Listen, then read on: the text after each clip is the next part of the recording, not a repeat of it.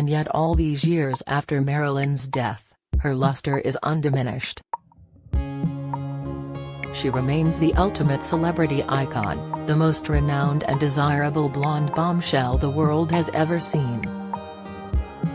But why is Marilyn still the best-loved and most recognizable screen legend on Earth? Nick Kent, executive producer of a documentary to mark the 60th anniversary of her death, says that in the last 6 decades nobody has really challenged Marilyn's status. He adds, "There is still no one to touch her. The beauty and sex appeal she had at the time are equally powerful now.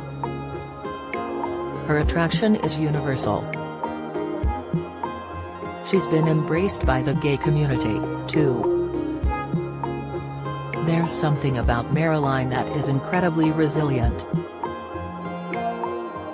Another factor, Nick believes, is that we lost her too soon.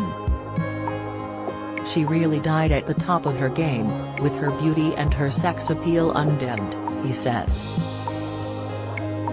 A lot of stars, James Dean, Elvis, died young, but some have lasted better than others. Marilyn has lasted exceptionally well. Finally, she represents a genuinely glamorous period when the modern-day concept of celebrity was just getting started. It was a very alluring era, says Nick, whose documentary covers the famous 2016 auction at Julian's in Los Angeles that raised $11 million from the sale of more than 1,000 items from Marilyn's life, from the Happy Birthday, Mr. President dress and the gown she wore on 1959 blockbuster Some Like It Hot to menus on which she scrawled her career ambitions. Marilyn, JFK, Frank Sinatra, the Rat Pack, that era is Western capitalism in all its unbridled, sexy, full-on power. Her fragile beauty inspired pop artist Andy Warhol, who created iconic images of her in the 1960s. And her vulnerability was captured by Elton John and Bernie Taupin in their moving ballad Candle in the Wind. Although she was often misogynistically viewed as a dumb blonde and a victim of manipulative men, in many ways Marilyn was in control of her own destiny, taking charge of her career in a way that was unusual for the time. And what is rarely appreciated is that behind the flirty manner and the sex bomb image, she was extremely intelligent. She is widely reported to have had a genius-level IQ of 168, and men underestimated her at their peril. Time magazine called her a shrewd businesswoman. She struck a groundbreaking deal with 20th Century Fox in which she won the right to choose her own pictures and directors. She was also one of the first women in Hollywood to start her own production company. There's a kind of brazen independence about Marilyn, says Nick. The interesting thing is that she is a sex symbol, but she's also a feminist icon. Look at the way that she controlled her career and set up her own production company with its own checkbook. She died a few days after she got $1 million deal with a Hollywood studio. She was at the peak of her powers. She was a woman who absolutely took control of her own life. Would you characterize Marilyn as a victim, or as a freedom fighter, battling for women's power and independence and status in a business that, let's face it, is remarkably misogynistic and sexist? Marilyn certainly scored a memorable victory for independence in 1952 when, as a rising star, she rode out a press storm as nude photos she had posed for in 1949 to pay the bills came to light. She toughed it out at a press conference. When a journalist asked her, "What did you have on?" she replied blithely, "The radio." Far from wrecking her burgeoning film career, her smart handling of a potential disaster made her an even bigger star. Professor Sarah Churchwell, author of The Many Lives of Marilyn Monroe, observes, she became famous as the first major Hollywood star to survive a nude scandal. Marilyn was the first to say, "Yeah, it's me. I took nude photos, and there's nothing wrong with that. I'm not going to apologize for it and I'm not going to be ashamed of it. And guess what? I'm still a movie star." Initially her acting skills were as underrated as her intellect, even though she eventually picked up a Golden Globe for her performance in Some Like It Hot. "She was actually a very fine actress," says Nick. In Gentlemen Prefer Blondes in 1953, she was up against Jane Russell, who was a massive Hollywood superstar at the time. Marilyn came out of nowhere and just blew her off the screen. Her movies have actually dated really well. When you look at Some Like It Hot, it's still one of the best comedies ever made. It's incredibly entertaining. It's one of those films, like It's a Wonderful Life, that you can show your kids now.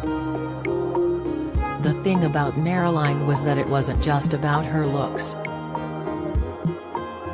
She was also a phenomenal talent. Marilyn was exceedingly canny and deliberately crafting her image, too. After seeing her in Gentlemen Prefer Blondes, fellow actress Ellen Burstyn says, "I remember being just astonished that a girl could be so sexy on purpose. She revolutionized the female image. No one had ever done that before."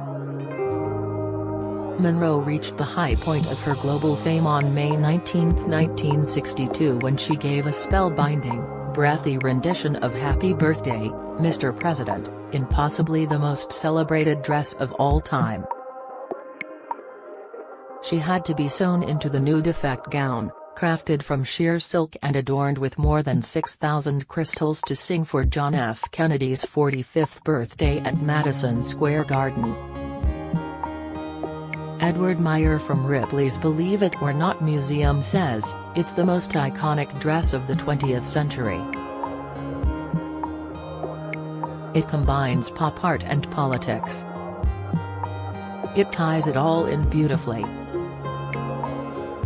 Darren Julian, from the auctioneers who sold the dress 6 years ago, agrees. "People are mesmerized by seeing it," he says. "It makes people cry. Very few artifacts in our lifetime have that effect on the public." When the star removed her first stole on stage and appeared to be almost naked, the audience audibly gasped.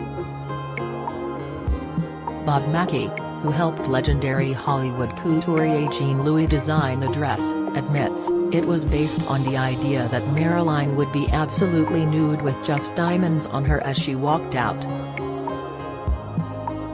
Professor Churchwell emphasizes the seismic impact the dress had on the night, and continues to have. "It caused a sensation," she says. "Lots of people to this day who haven't seen any Marilyn Monroe films have seen that footage of her singing in the dress that one historian described as skin and beads." Nick underlines how compelling that moment remains. "She looked absolutely incredible in that dress. But it's not just how she looked. Singing Happy Birthday, Mr. President in that way still gets a reaction. It still makes the hairs on the back of your neck stand up." So seductive was Marilyn's delivery of the song that it immediately sparked rumors that she and JFK were having an affair. They endure to this day. It was the apogee of her celebrity. And yet tragically, just 3 months later, she was dead. The totemic nature of the dress is surely the reason why Kim Kardashian became the only person apart from Marilyn to wear it when she used it for a 3-minute appearance on the red carpet at the Met Gala in New York in May. Kim, 41, was accused of damaging the dress, which was bought by Ripley's Believe It or Not museum at the auction in 2016 for a record-breaking $4.8 million. The reality TV star, who had to lose 16 pounds to get into it, denied tearing it. The fact that she was so keen to channel the sexiest woman of all time is easy to understand. Kardashian is obviously a very astute manipulator of the media, Nick says. She was probably hoping that some of Marilyn's stardust would be sprinkled upon her. Of course, Marilyn's life was not a story of unalloyed happiness. She never knew her father. When she was 8, her mother was diagnosed as a schizophrenic, and the young girl spent the rest of her childhood in various orphanages and foster homes. Marilyn's luck did not improve as she got older. She married at 16 and quickly divorced. Her second husband, baseball great Joe DiMaggio, beat her up in a fit of jealousy after her famous billowing dress publicity shot for the 7-year itch. She went on to have several miscarriages with her third husband, the equally possessive playwright Arthur Miller. Marilyn seemed to have it all, but she always struggled with inner demons. She had no sense of stability from her childhood, says Professor Churchwell. Then she went to Hollywood, an environment that was going to exacerbate all her anxieties. She was often isolated and lonely. Despite dying so young, Marilyn managed to bequeath a stunning legacy. She left us a wonderful filmography and a unique, timeless and dazzling persona, which inspired other artists. As her friend Ellen Burstyn concludes, "I never really met anybody like her. There was a sweetness about her. She never played dark characters. She was like a sexy angel. A luminous character, a radiant being." And, 6 decades after her death, Marilyn continues to shine her light on us all.